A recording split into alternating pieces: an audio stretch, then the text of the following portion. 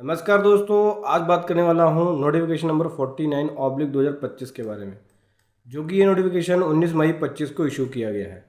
यहाँ पे गवर्नमेंट ने ITRU के अंदर बदलाव कर दिया है, नया ITRU का फॉर्म रिलीज़ किया है।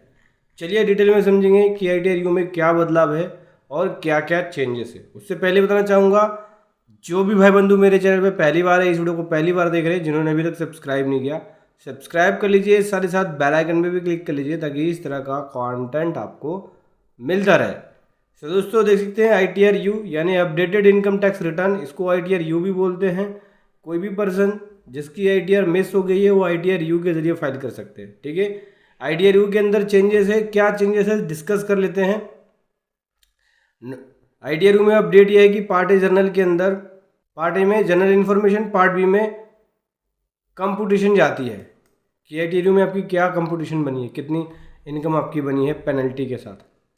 ठीक है, अब यहाँ पे जो रीज़न होगा फाइलिंग करने के, बहुत सारे रीजन्स होते हैं। ITRU को फाइल करते वक्त सेलेक्ट कर सकते हो, जैसे कि रिटर्न अगर आपने प्रीवियसली फाइल नहीं किया तो आप फाइल कर सकते हो ITRU। आपने इनकम टैक्स या अपनी इनकम प्रॉपर रिपोर्ट नहीं करी तो वो कर सकते हो। रॉन्ग इनकम दिखा के उसके केस में कर सकते हो। कैरी फॉरवर्ड लॉस का रिडक्शन करना है, मतलब घटाना है अपना कैरी फॉरवर्ड लॉस, तो अनऑब्जर्व डेप्रिसिएशन के केस में कर सकते हो।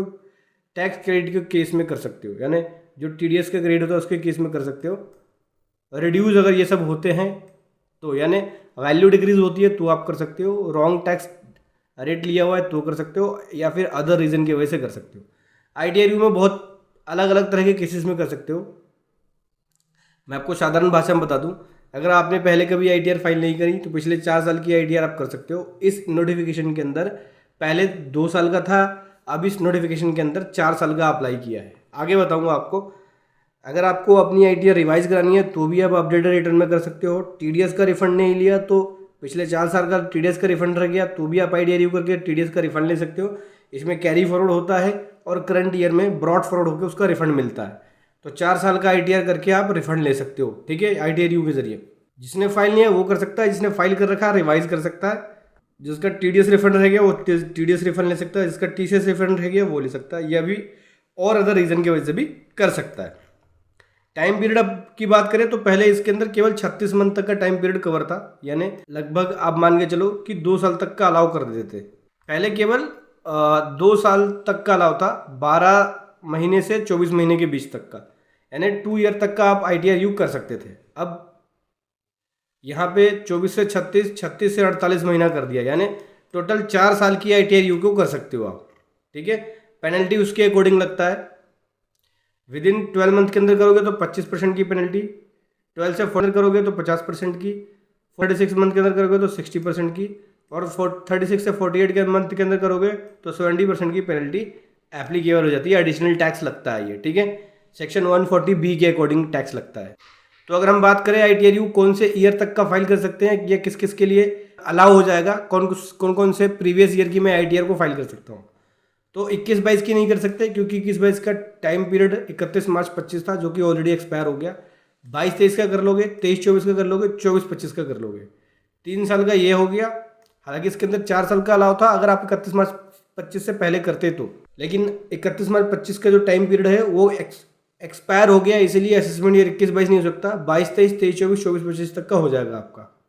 ठीक है, और करंट ईयर की 1 साल की ITR और हो जाएगी, तो 3 ये और 1 ये 4 साल तक अगर आप ले लोगे, अगर आप फाइल करते हो ITRU तो 4 ईयर तक इसमें अलाउ होता है, लेकिन 1 साल एक्सपायर हो गया, इसलिए 3 साल मिलेगा और 1 साल करंट का मिलेगा। एग्जाम्पल के लिए मान के चलिए कि आप अपनी इनकम मिस कर देते हैं, रिपोर्ट नहीं कर पाते, 2 लाख रुपये अपनी रेंटल इनकम 21-22 में फाइनेंशियल ईयर।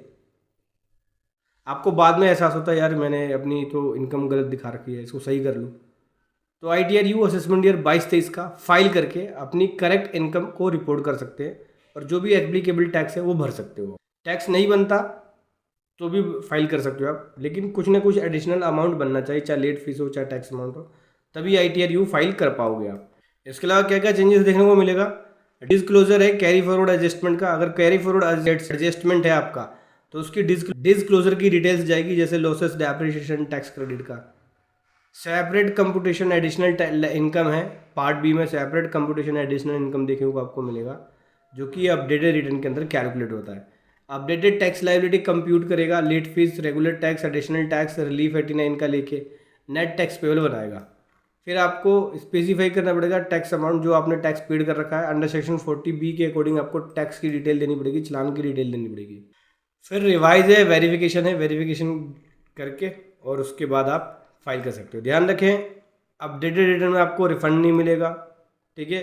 रिफंड अगर आपको लेना है तो उसके लिए TDS का अमाउंट कैरी फॉरवर्ड होगा या TCS का अमाउंट कैरी फॉरवर्ड होगा और करंट ईयर में लेके आएंगे, तब जाके आपको रिफंड मिलेगा। केवल कैरी फॉरवर्ड होकर करंट ईयर में लाके मिलता है रिफंड, ठीक है, ऐसे रिफंड नहीं मिलता है। तो हालांकि पिछले 4 साल तक का आप TDS कैरी फॉरवर्ड करके उसको आप रिफंड क्लेम कर सकते हो करंट ईयर में लाके, ठीक है। आपको नहीं पता तो कैसे ITR-U फाइल होता है, अपडेटेड रिटर्न फाइल होता है, या पिछले 4 साल का TDS का क्रेडिट ले सकते हो, तो आप हमारी पेड प्रोफेशनल सर्विसेज ले सकते हैं, जिसका लिंक वीडियो के डिस्क्रिप्शन में है, जहाँ पे बेस्ट प्रोफेशनल के द्वारा ये पेड प्रोफेशनल सर्विसेज दी जाती है। वीडियो कैसी लगी ज़रूर बताएं। Thank you so much. जय हिंद, वंदे मातरम।